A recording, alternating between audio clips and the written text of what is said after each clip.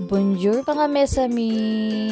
Ayan nga, samahan nyo kami mga mesami. Kakain kami sa isang buffet restaurant dito sa France. Actually, kuya niya talaga yung nagyaya. Medyo malayo-layo nga yung lugar mga mesami, kaya nakasasakyan kami. Kasama nga pala namin mga mesami, yung kuya ni Jonathan at saka yung pamangkin niya. Lagi nga andito sa amin to mga mesami, kaya nga malapit sa amin to.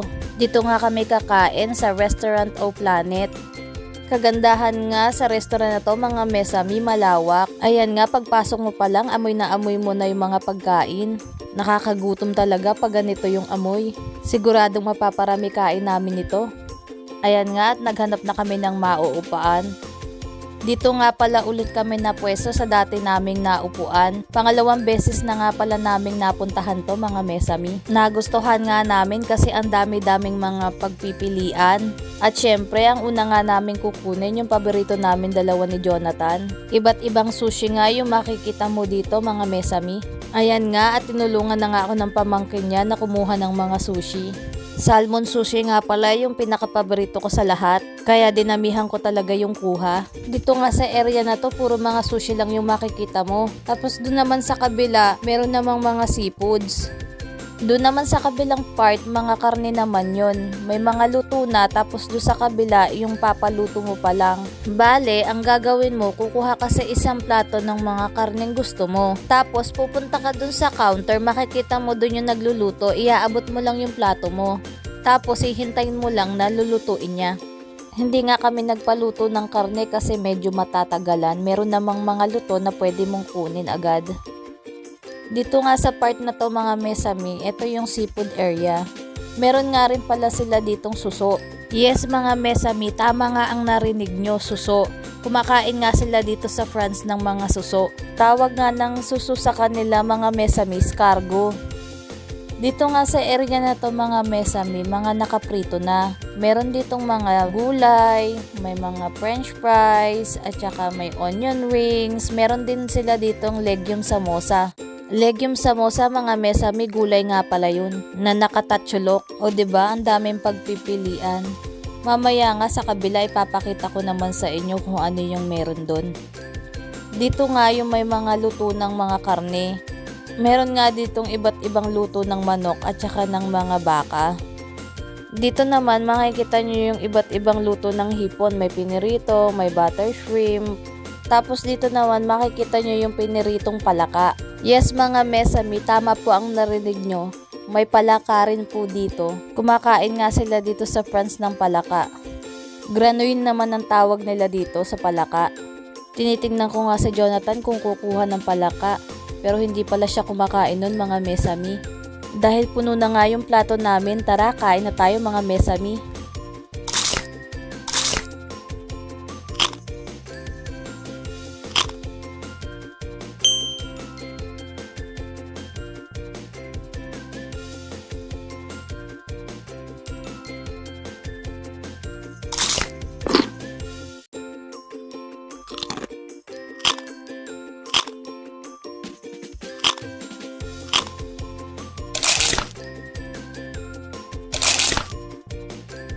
Pag nakakakita siya ng kababayan, hindi tanong niya ako. Sabi niya, kababayan, per time nakakakita siya ng sa tingin niya Pilipino, tatanungin niya ako. Nasasabihin niya, is it kababayan?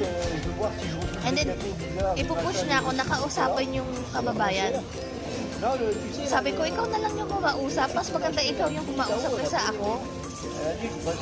Mamaya naman mga mesami ang matamis. Yung mga dessert. Tingnan natin kung masarap. Pero sure ako masarap. Ito na yung mga cake nila dito. Mamaya. Gusto niya talagang kausapin yung kababayan natin. Ako naman yung tinuturo niya. Ito lagi yung eksara namin pag nakakita siya ng kababayan. Kahit saan kami magpunta. Lalo na sa Spain. Nung nagpunta kami ng Spain, ang daming kababayan doon. Lahat gusto niya kausapin. Pauwiin ko na lang kaya ito sa Pilipinas.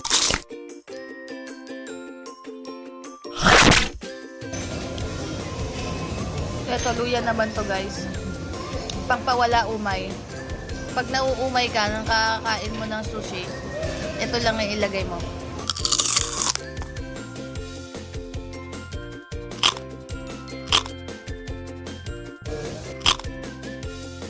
Sushi siya na may cheddar cheese.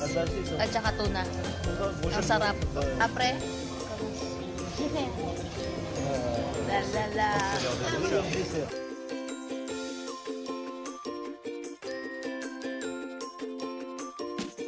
Baboy. Ano daw yan? Ano daw yan? Sabi niya, this is baboy. Massive baboy.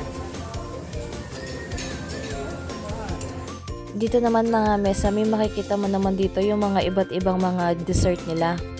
May mga ice cream, cake, candy, tsaka mga fruits. Bali, ang kinuha ko nga lang dyan mga mesami, 2 slice ng cake at tsaka isang maliit na bowl ng lychee.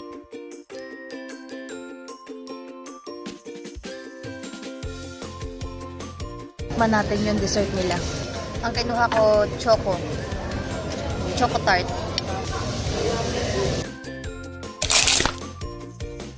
Napakatamis. Napakatamis niya mga mesami. Ito naman yung next natin kainin.